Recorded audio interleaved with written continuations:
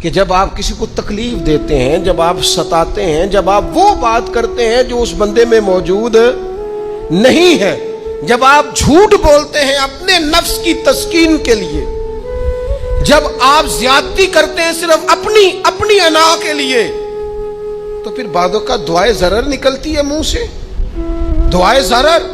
اور یہ رد عمل کے طور پر نکلتی ہے۔ نبی پاک رحمت للعالمین ہے، لیکن جب حضور گزرے نا ایک دن طواف بیت اللہ شریف کر کے، تو کفار نے پھبتیاں کسیں، بار بار بلا بھلا کا، ایک طواف بھی حضور نے کر لیا، دوسرا بھی کر لیا، تیسرا بھی، اور پھر انہیں اوجڑیاں ڈالی، کئی تکلیفیں دی، تو اس وقت حضور نے پھر دعا کی تھی، اے اللہ گن لے ان لوگوں کو، گن مالک ان بندوں کو، یہ اتنی تکلیف دیتے ہیں۔ حضرت صدیق اکبر فرماتے ہیں وہ جن کے لیے محبوب نے اس دن دعا کی تھی وہ چن چن کے بدر میں قتل ہوئے، سارے گن گن کے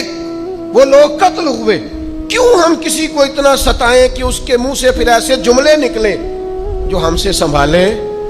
نہ جا سکیں؟